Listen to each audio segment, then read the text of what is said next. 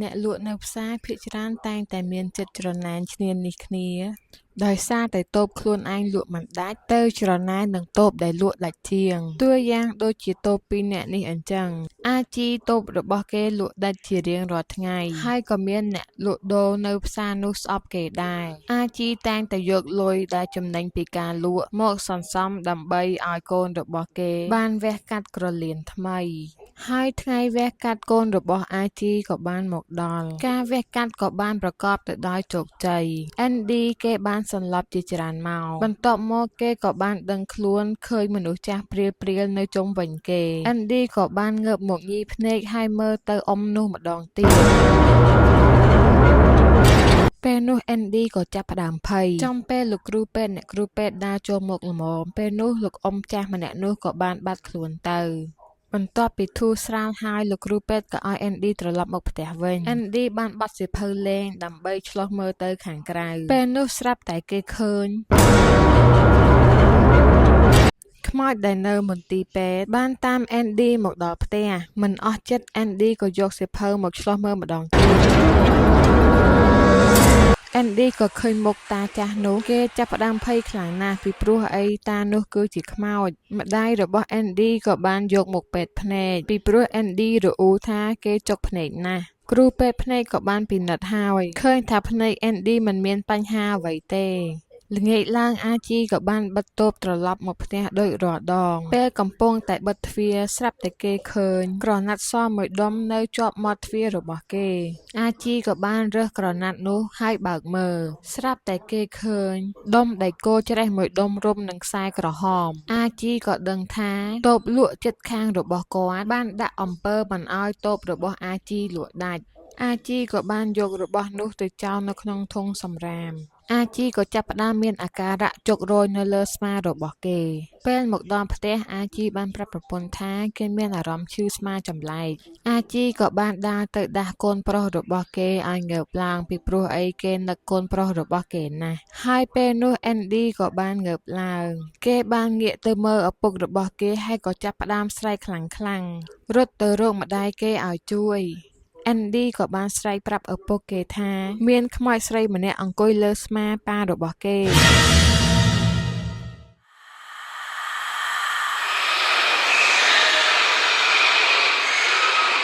អាជីក៏បានប្រញាប់យកកូនប្រុសរបស់គេមកជួបអាចារ្យសាសនាលោកអាចារ្យក៏បានប្រាប់ថាបន្ទាប់ពីវះកាត់ហើយភ្នែកទី3របស់ Andy ត្រូវបានបើកដូច្នេះគេអាចឃើញវិញ្ញាណអមនុស្សជាច្រើនដែលនៅជុំវិញខ្លួនគេ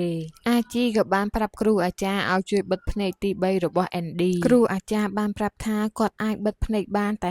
50% ទេហើយគ្រូអាចារ្យក៏បានហាម Andy មិនឲ្យទៅផ្សារទេពីព្រោះនៅផ្សារគឺជាកន្លែងដែលសម្បូរខ្មោចខ្លាំងណាស់ហើយគ្រូមន្តអាគមភាគច្រើនបានប្រើខ្មោចទាំងនោះឲ្យមកធ្វើអំពើឲ្យលក់ដាច់ហើយនឹងធ្វើបាបអ្នកលក់ដូចគ្នាដូច្នេះហើយផ្សារគឺជាកន្លែងដែលសម្បូរខ្មោចច្រើនជាងគេ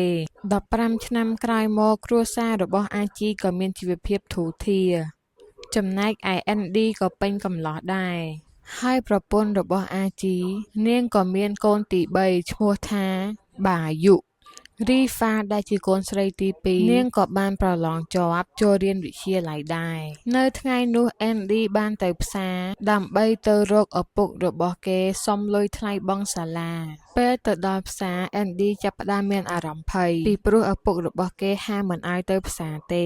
Andy ក៏បានដើរអន់មុខចោះចូលទៅក្នុងផ្សារ Andy ក៏បានឈប់ដោយសារតែមានមនុស្សកំពុងតែលើកអីវ៉ាន់កាត់ផ្លូវ Andy ងាកទៅស្ដាំឃើញខ្មោចកំពុងស្រក់ទឹកមាត់ចូលទៅក្នុងចានដើម្បីបន្ថែមរសជាតិឲ្យឆ្ងាញ់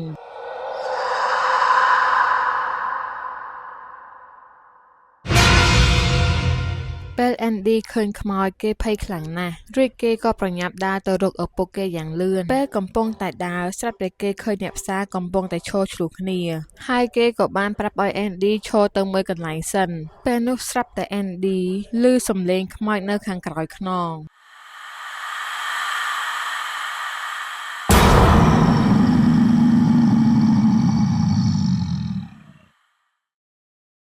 Andy ក៏បានរត់យ៉ាងលឿនដោយសារតែគេឃើញខ្មោចទៀតហើយទីបំផុត Andy ក៏បានរត់មកដល់តូបឪពុករបស់គេ ហើយ Andy ក៏បានឮពូកំពុងតែឆ្លោះគ្នាជាមួយនឹងឪពុករបស់គេ Andy បាននិយាយជាមួយឪពុកគេថាពូប្រហែលជាលក់មិនដាច់ហើយច្រណែនតូបយើងលក់ដាច់ជាងគាត់ឪពុក Andy មិននិយាយអ្វីទេរួចគាត់ក៏ចូលទៅក្នុងយកលុយឲ្យ Andy បង់ថ្លៃសាលារៀនអាជីក៏បានយកសោបើកទៅបន្ទប់មួយទៀតគេក៏មានអាការៈលឹបលោចម្លែកណាស់ហើយមិនចង់ឲ្យ Andy ចូលទៅក្នុងទេពេល Andy បានលុយថ្លៃបង់សាលាហើយគេក៏ត្រឡប់ទៅវិញនៅតាមផ្លូវស្រាប់តែសានីដែលជាអ្នកលក់ចិត្តខាងគាត់បានឈរសម្លក់សម្លឹង Andy អ្នកលីបាវអង្គម្នាក់បានដើរបុក Andy ធ្វើឲ្យជ្រុះលុយ Andy ក៏បានអោនរើសលុយនោះឡើងស្រាប់តែគេឃើញខ្មោចពេញផ្សារ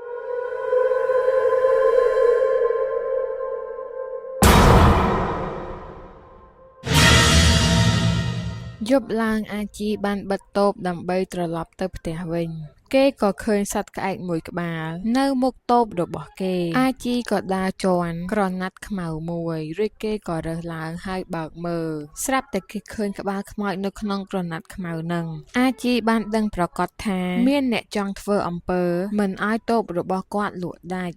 អាជីក៏បានយកក្រណាត់ខ្មៅនោះទៅបោះចោលហើយក៏បានចូលទៅក្នុងឡានពេលនោះស្រាប់តែឡានរង្គើយ៉ាងខ្លាំង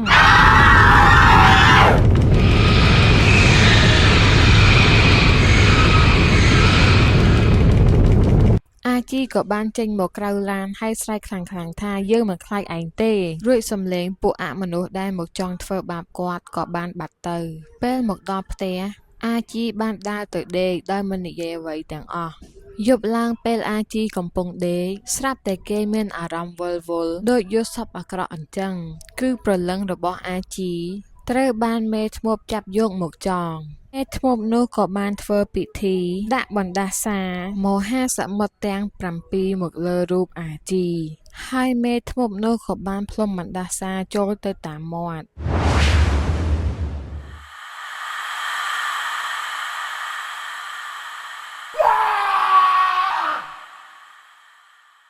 មេធ្មប់ក៏បាននិយាយថាគ្រួសាររបស់ឯងនឹងស្លាប់យ៉ាងវេទនាហើយគាត់ក៏ចាប់ផ្ដើមកាច់ដៃកាច់ជើងអាជី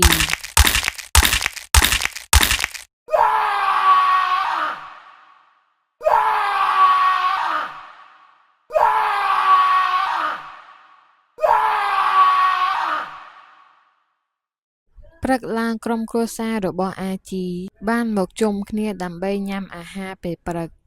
អាជីក៏ចាប់ផ្ដើមមានអាការៈចម្លែកក្អកញ៉ាំមិនចូលទេរួចគេក៏បានផឹកទឹកមួយកែវហើយក៏ចាប់ផ្ដើមមានអាការៈចង់ក្អួតបាញ់ឈាមចេញមក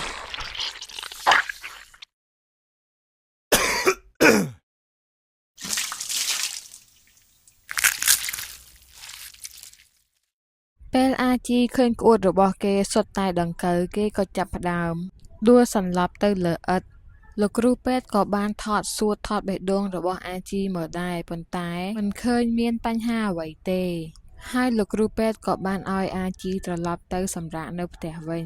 អ្នកផ្សារក៏បានមកសួរសុខទុក្ខអាជីដែរពួកគេបានប្រាប់ថាប្រហែលជាមានគេធ្វើអំពើហើយប៉ុន្តែអាជីបាននិយាយថាគេមិនជឿលើអំពើអាធ្មប់នោះទេបន្ទាប់មកអ្នកផ្សារទាំងនោះក៏បានវិលត្រឡប់ទៅផ្ទះវិញបាយុគេបានត្រឡប់មកពីសាលារៀនវិញពេលចូលទៅក្នុងផ្ទះស្រាប់តែគេឃើញទ្វារបើកអាជីក៏បានឃើញក្រណាត់ខ្មៅមួយរួចគេក៏បានដើរមកបើកក្រណាត់ខ្មៅនោះមើលគេក៏ឃើញមានក្បាលខ្មោចមួយនៅក្នុងហ្នឹងពេលនោះស្រាប់តែបាយុឮសំឡេងចម្លែកកំពុងតែហោះមករកគេ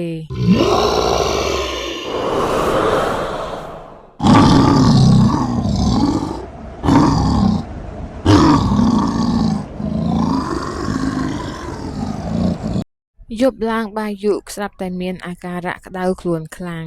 បាយុក៏ចាប់ផ្ដើមនិយាយពាក្យចម្លែកទៅកាន់បងរបស់គេកុំភ្លេចប្អូនប្រុសម្នាក់នេះណាហើយត្រូវរឹងមាំតាំងស្មារតីជំនះគ្រប់ឧបសគ្គដែលកើតមាន Andy ក៏មើលមុខរីហ្វាដោយសារបាយុនិយាយមកដូចត្រូវទៅឆ្ងាយអញ្ចឹងAndy ក៏បានយកតកមកស្អំក្បាលបាយុដើម្បីកុំឲ្យក្តៅខ្លួនខ្លាំងពេលនោះស្រាប់តែមានស្រមោលធំមួយចូលទៅក្នុងបន្ទប់ឪពុក Andy ហើយពេលនោះស្រាប់តែឪពុករបស់គេចាប់ផ្ដើមមានអាការៈប្រកាច់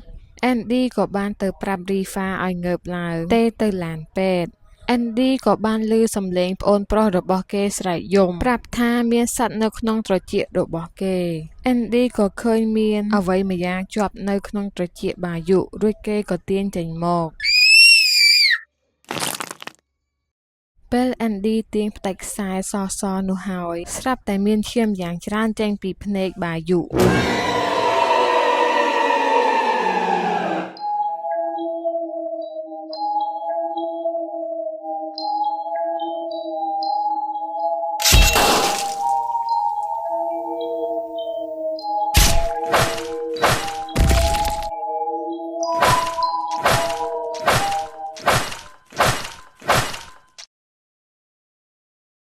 បាយុគឺជាមនុស្សដំបូងគេដែលស្លាប់នៅក្នុងគ្រួសារនឹង Andy ក៏បានស្រែកហៅម្ដាយគេឲ្យមកជួយប៉ុន្តែហួសពេលហើយសូម្បីតែពេទ្យក៏មិនអាចជួយបាយុបានដែរពេលម្ដាយ Andy បានចូលមកដល់ក្នុងបន្ទប់គាត់បានស្រែកយំខ្លាំងៗព្រោះកូនពៅរបស់គាត់បានស្លាប់បាត់បង់ជីវិតហើយសពរបស់បាយុក៏បានធ្វើបុណ្យតាមប្រពៃណីសាសនារបស់ពួកគេ Andy បានឃើញពូរបស់គេមកចូលរួមពិធីបុណ្យសពដែររួចគេក៏ស្រែកខ្លាំងៗដេញពូរបស់គេឲ្យចេញពីពិធីបុណ្យសពពេលមកដល់ផ្ទះវិញ Andy បានសួរម្ដាយគេថាមានចាំលេខទូរស័ព្ទអាចារ្យដែលគេធ្លាប់ជួបកាលពីក្មេងដែរឬទេ Andy គិតថាមានអ្នកដាក់អំពើមកលើគ្រួសាររបស់គេហើយគ្រូអាចារ្យរូបនោះក៏បានមកដល់ផ្ទះ Andy គាត់ប្រាប់ថាឪពុករបស់ Andy គឺត្រូវអំពើហើយអំពើនោះខ្លាំងក្លាណាស់បាយុស្លាប់ក៏ដោយសារតែត្រូវអំពើនោះដែរគ្រូអាចារ្យរូបនោះក៏បានយកខ្សែដៃដែលមានយ័ន្តគាថាមកឲ្យពួកគេពាក់ពីព្រោះអ្នកបន្ទាប់មិនដឹងថាជានរណាទេព្រឹកព្រលឹមAndy បានប្រញាប់ប្រញាល់ទៅបើកតូបហើយគេឃើញអ្នកលក់ជាច្រើនបានផ្លុំបានព្រុសយ័ន្តគាថាហើយអ្នកខ្លះទៀតបានសែនឲ្យលក់ដាច់នៅតាមតូបនីមួយAndy បានឃើញសានីដែលជាអ្នកលក់តូបចិត្តនឹងកំពុងតែលើកបាវធ្ងន់រួចគេក៏ចូលទៅជួយអ្នកលក់រូបនោះមិនឲ្យជួយទេ Andy ក៏បានដើរកាត់តូបពូគេដែរប៉ុន្តែគេមិនជួយលើកបាវធ្ងន់ៗនោះទេថែមទាំងឈរសម្លក់សម្លឹងដល់ពូរបស់គេទៀតព្រឹកម៉ោង 7 មានមនុស្សជាច្រើនបានមកផ្សារហើយតូបដែលបានសូត្រមន្តអាគមគាថាឲ្យលក់ដាច់ពីព្រឹកព្រលឹមមានការលក់ដាច់ជាខ្លាំងមានតែតូបរបស់ Andy ទេដែលមិនមានមនុស្សចូលទោះជាគេឈរនៅមុខហាងហៅភ្ញៀវប៉ុណ្ណាក៏គ្មានអ្នកចូលដែរ Andy គេបានឈរលក់ដល់យប់ជ្រៅមិនទាន់បិទតូបទេពេលនោះស្រាប់តែមាននារីម្នាក់បានចូលមកទិញអង្ករ Andy ក៏បានសួរថាតាកញ្ញាទិញប៉ុន្មានគីឡូនារីរូបស្រស់នោះក៏បាននិយាយថាគេទិញ1គីឡូពេលថ្លឹងអង្ករហើយ Andy ក៏បានហុចអង្ករនោះទៅឲ្យនារីរូបស្រស់នោះស្រាប់តែគេធ្លាក់ឈាមពណ៌ខ្មៅហើយស្រែកខ្លាំងៗថាយើងចង់ជួបឪពុករបស់ឯងហើយខ្មោចម្នាក់ស្រីនោះក៏បានបិទខ្លួន Andy ក៏បានរត់ទៅក្រៅឃើញខ្មោចស្រីនោះដើរចូលទៅតូបអ្នកលក់ចិត្តនឹងគឺតូបពូសានីហើយ Andy ក៏បានតាមរហូតទៅដល់ក្នុងតូបនោះ Andy ក៏បានបើកវាំងននឃើញពិធីសែនតូចមួយហើយនឹងរូបថតខ្មោចស្រីដែល Andy ឃើញពេលនោះម្ចាស់តូបសានីក៏បានមកតាន់គាត់មានការខឹងនឹង Andy ជាខ្លាំងព្រោះគេបានចូលមកក្នុងតូបរបស់គាត់ដោយគ្មានការអនុញ្ញាតគាត់ក៏បានស្រែកខ្លាំងៗដាក់ Andy ថាកូនស្រីរបស់គាត់បានស្លាប់ដោយសារតែឪពុក Andy ហើយ Andy ក៏បានរត់ផាសក្រញ៉ាំទៅតូបរបស់គេវិញនៅយប់នោះស្រាប់តែមានដុំភ្លើងមួយបានហោះចូលមកក្នុងផ្ទះអាជី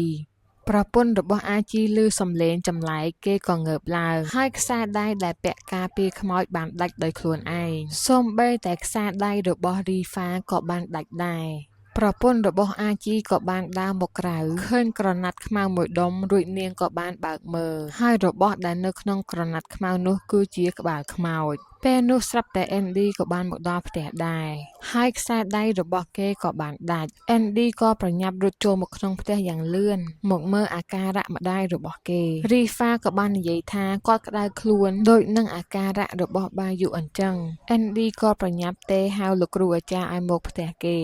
ដើម្បីមកមើលក្បាលខ្មោចដែលរុំនឹងក្រណាត់ខ្មៅលោកគ្រូអាចារ្យក៏បាននិយាយថាបើសិនជាឯងឃើញក្រណាត់ខ្មៅនេះកុំប៉ះឲ្យសោះបើឯងប៉ះឯងប្រកាសជាស្លាប់រួចគាត់ក៏បានយកក្បាលខ្មោចនោះទៅផ្ទះរបស់គាត់ដើម្បីស្វែងរកប្រភពអ្នកដែលដាក់អំពើមកលើគ្រួសាររបស់ Andy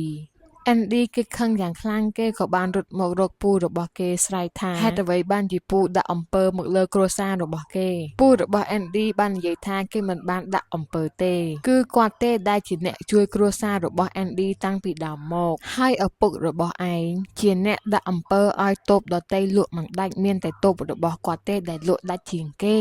ហើយពូរបស់ Andy ក៏បានរំលឹកពីរឿងអតីតកាលប្រាប់ដល់ Andy ឪពុករបស់ឯងក៏ជាមនុស្សលោភលន់ដែរគាត់មានបំណងចង់សងសឹកហើយមិនឲ្យអ្នកលក់ទាំងនោះលក់ដាច់ទេហើយក៏ដោយសារតែតូបនៅចិត្តនឹងបានដាក់អំពើមកលើឪពុករបស់ឯងមុនពួកគេតែងតែបោះក្រណាត់សរុំជាមួយនឹងដេកូលនៅមុខមាត់ទ្វារថ្ងៃខ្លះទៀតអ្នកលក់ទាំងនោះបានបោះកណ្ដោងងាប់ចូលមកក្នុងតូបឪពុករបស់ឯងធ្វើឲ្យគាត់លក់មិនដាច់ហើយពេលនោះឪពុករបស់ឯងគឺត្រូវការលុយខ្លាំងណាស់ព្រោះឯងឈឺត្រូវការលុយមកវះកាត់ក្រលៀនថ្មីហើយឪពុករបស់ឯងក៏សម្រេចចិត្តថាទៅរកគ្រូមន្តអង្គមឲ្យជួយដើម្បីឲ្យលក់ដាច់ហើយថ្ងៃមួយស្រាប់តែម្ដាយរបស់ឯងចុកពោះខ្លាំងណាស់ពេទ្យក៏បានប្រាប់ថាមានដុំដេកូលយ៉ាងច្រើននៅក្នុងពោះម្ដាយរបស់ឯងឪពុករបស់ឯងក៏បានទៅរកគ្រូមន្តអាគមនោះមកជួយយកដេកូលនោះចេញហើយគ្រូមន្តអាគមនោះក៏បានដឹងថាអ្នកដែលដាក់អំពើនោះឈ្មោះសានីដែលជាអ្នកលក់តូបចាប់ហួយនៅចិត្តនឹងគ្រូមន្តអាគមនោះក៏សួរទៅឪពុកឯងវិញថាតើឯងចង់សងសឹកដែរឬទេនៅយប់នោះកូនស្រីរបស់សានីក៏ចាប់ផ្ដើមមានអាការៈឈឺពោះហើយក៏ក្អួតយ៉ាងច្រើន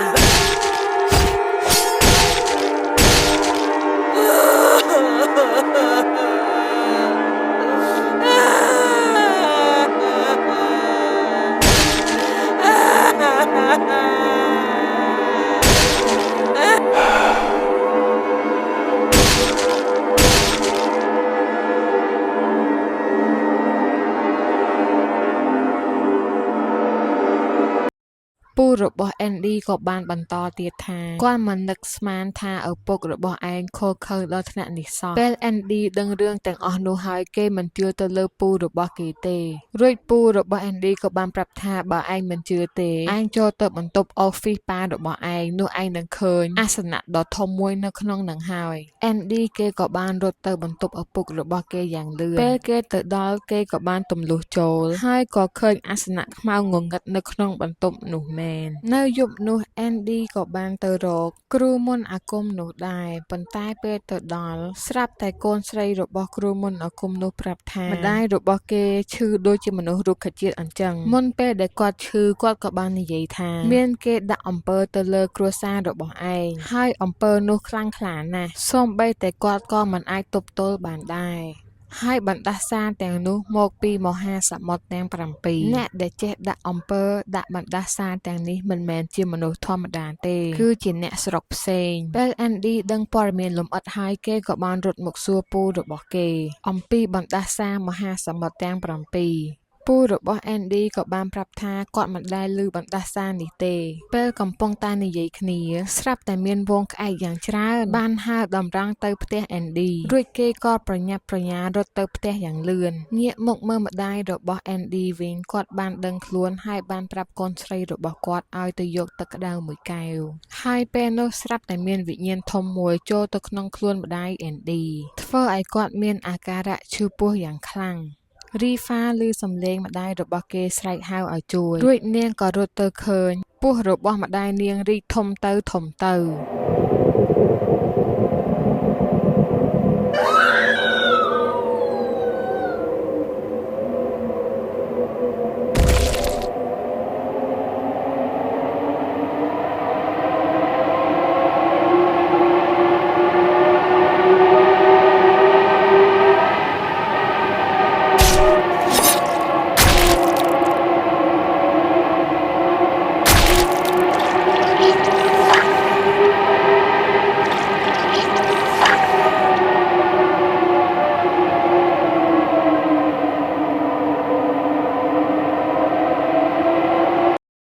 Andy និងពូរបស់គេក៏បានមកដល់ Andy បានរត់ប្រញាប់ទៅរកម្ដាយគេយ៉ាងលឿនប៉ុន្តែពេលទៅដល់ឃើញម្ដាយរបស់គេកំពុងតែដកដង្ហើមចង្រិតរួចគាត់ក៏បានស្លាប់បាត់ទៅ Andy និង Rifa បានរៀបចំបុណ្យសពតែ2នាក់ហើយក៏មានអ្នកភូមិបានមកចូលរួមដែរពេលធ្វើពិធីបុណ្យសពហើយគ្រូអាចារ្យក៏រកឃើញពិធីបន្សាបបណ្ដាសាទាំងនោះចេញពីឪពុករបស់ Andy គាត់បានបន្តទៀតថាមានតែ Andy និង Rifa ទេដែលអាចធ្វើកិច្ចការនេះបានដំបូងពួកគេត្រូវធ្វើពិធីបើកភ្នែកទី3សិនដើម្បីមើលឃើញពួកអមនុស្សដែលចង់ធ្វើបាបពួកគេរួចហើយពួកគេទាំង2នាក់ត្រូវធ្វើដំណើរទៅដងយកទឹកសមុទ្រនៅមហាសមុទ្រទាំង7ដើម្បីយកមកស្រោចនៅលើខ្លួនឪពុករបស់គេហើយមានពេលតែ5ថ្ងៃតែប៉ុណ្ណោះបងប្អូនទាំង2នាក់នេះក៏បានធ្វើដំណើរទៅមហាសមុទ្រទាំង7ពួកគេទាំង2នាក់ក៏បានមកដល់មហាសមុទ្រទី1 Rifa នាងបានប្រញាប់ប្រញាល់ទៅពន្លត់ភ្លើងទៀនចំណែកឯ Andy គេកំពុងតែព្យាយាមដួសទឹកសមុទ្រឲ្យបានពេលនោះស្រាប់តែមានខ្មោចដែលនៅចាំយាមខ្ទមនឹងបានលេចឡើងមកហើយ Andy បានស្រែកខ្លាំងៗថាយើងមិនខ្លាចឯងទេរួចពួកគេក៏ប្រញាប់នាំគ្នាទៅមហាសមុទ្រទី2ពេលនោះស្រាប់តែខ្មោចនៅទីហ្នឹងបានបង្ហាញរូបរាងពិតAndy បានប្រាប់អូនស្រីរបស់គេថាកុំខ្លាចអីពេលនោះស្រាប់តែមានខ្មោចដាច់ក្បាលលេចចេញមក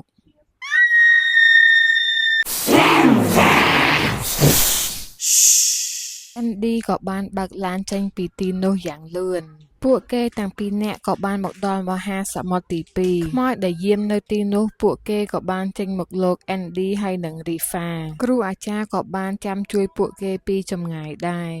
ដើម្បីឲ្យរួចផុតពីពួកបិសាចទាំងនោះមកដល់មហាសមុទ្រទី3ពួកគេបានជួបខ្មោចចម្លែកគឺខ្មោចចេះហោះខ្មោចនោះបំរុងនឹងហោះធ្វើបាបពួកគេហើយស្រាប់តែគ្រូអាចារ្យបានសូត្រមន្តចងខ្មោចនោះទុក Andy និង Rifa បានធ្វើដំណើរទៅមហាសមុទ្រទី4ពេលទៅដល់គេក៏ឃើញខ្មោចដែលយាមនៅទីនោះប៉ុន្តែគេមានអារម្មណ៍ចម្លែកថាហេតុអ្វីខ្មោចនោះមិនអាចដើរបានរួច Andy និង Rifa ក៏ប្រញាប់ទៅដួសទឹកសមុទ្រទៅដល់មហាសមុទ្រទី5គឺគួរឲ្យខ្លាចជាងគេព្រោះខ្មោចនៅទីនោះគឺជាខ្មោចនាងមច្ឆាទុំនៅលើថ្មបន្លំធ្វើជាស្រីស្អាតដើម្បីចាប់មនុស្សស៊ីគ្រូអាចារ្យតែងតែជួយពួកគេគ្រប់ពេលវេលាពេលពួកគេទាំង2នាក់មកដល់មហាសមុទ្រទី6ស្រាប់តែគេឃើញខ្មោចមាឌធំប៉ុនដំរីទឹកហើយដាច់ក្បាលកំពុងតែដើរធីងធាងមកបន្លាចពួកគេ Andy និង Rifa ក៏បានរត់ចេញពីទីនោះយ៉ាងលឿនពួកគេក៏បានធ្វើដំណើរទៅមហាសមុទ្រទី7ដែលជាមហាសមុទ្រឆ្ងាយជាងគេ Andy និង Rifa ចាប់ផ្ដើមមានអារម្មណ៍ហត់អស់កម្លាំងប៉ុន្តែពួកគេទាំង2នាក់នៅតែតស៊ូធ្វើកិច្ចការរបស់ពួកគេឲ្យចប់ដើម្បីជួយជីវិតឪពុករបស់ពួកគេ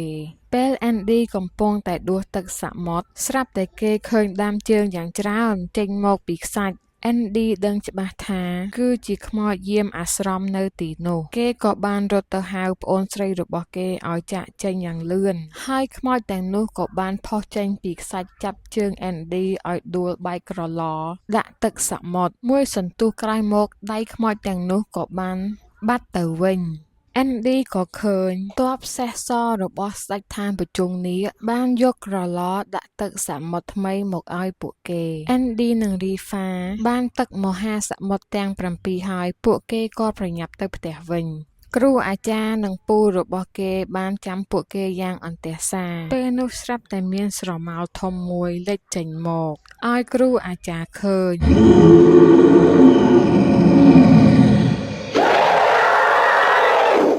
គ្រូអាចារ្យដឹងប្រកាសថាគឺជាបិសាចគាត់ក៏បានទៅសូត្រធម៌ដើម្បីដេញបិសាចនោះចេញ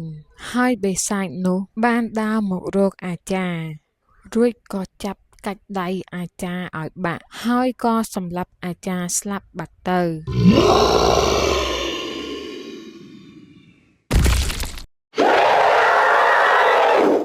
បិសាចនោះក៏បានចូលមកក្នុងផ្ទះដើម្បីសម្លាប់ពូ Andy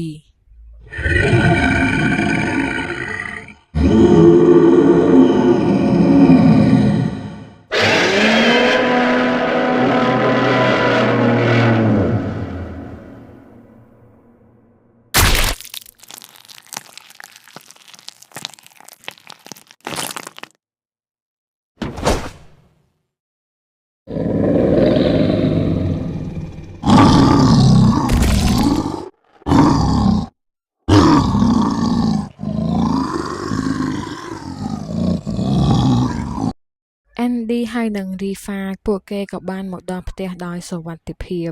ពួកគេក៏ប្រញាប់ប្រញាល់យកទឹកសមុទ្រទៅឲ្យលោកអាចារ្យប៉ុន្តែជាអកុសលលោកទាំងពីរបានស្លាប់បាត់ហើយ Andy ក៏ប្រញាប់យកទឹកមហាសមុទ្រទាំង7នោះមកស្រោចលើខ្លួនឪពុករបស់គេម្ដងមួយហើយពេលនោះស្រាប់តែភ្លើងដាច់ Andy បានរត់ទៅរកពិលបញ្ចាំងពន្លឺស្រាប់តែបិសាចដែលមានមាឌធំនោះបានលេចឡើងហើយក៏ធាក់ Andy មួយជើងខ្ទាតទៅខ្ទប់នឹងជញ្ជាំងម្ខាងទៀត Rifa ក៏បានរត់មកជួយបងរបស់គេ Andy ដឹងខ្លួនឡើងបានប្រាប់ Rifa ឲ្យប្រញាប់យកទឹកសមុទ្រទាំង7នោះមកស្រោចលើឪពុករបស់គេឲ្យលឿនឡើងហើយ Andy ក៏បានបញ្ឆោតបិសាចនោះឲ្យមករកគេខ្លួនបិសាចនោះចាប់ផ្ដើមចេញផ្សែងពេល Rifa ស្រោចទឹកសមុទ្រទៅលើឪពុករបស់គេបិសាចនោះក៏ចូលទៅក្នុងបន្ទប់ចាប់ក្រវ៉ាត់ Rifa ឲ្យខ្ទប់ទៅនឹងជញ្ជាំងរហូតដល់ក្អួតឈាមបិសាចនោះក៏ដើរតម្រង់ទៅ Rifa ជាឱកាសរបស់ Andy គេប្រញាប់យកទឹកសមុទ្រនោះទៅស្រោចលើឪពុករបស់គេបន្តទៀតបិសាចនោះក៏ចាប់ផ្ដើមស្រែកមួយទំហឹងធ្វើឲ្យ Andy ខ្ទាតទៅនឹងជញ្ជាំងហើយក៏ទាញយកឪពុករបស់គេរៀបនឹងសម្លាប់ចោល Andy បានយកក្រឡទឹកសមុទ្របោកទៅនឹងជញ្ជាំងដើម្បីឲ្យទឹកសមុទ្រនោះខ្ទាតចំឪពុករបស់គេហើយបិសាចនោះក៏ចាប់ផ្ដើមឆេះយ៉ាងសន្ធោសន្ធៅ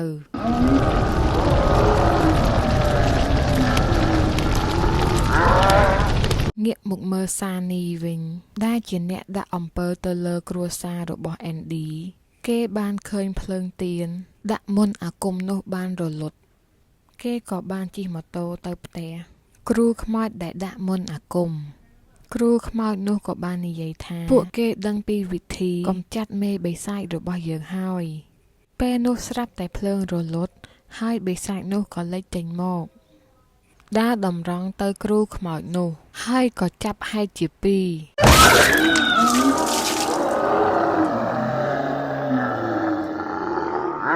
បិសាចនោះក៏ដើរតម្រង់ទៅសានីរួចក៏ចាប់ស៊ី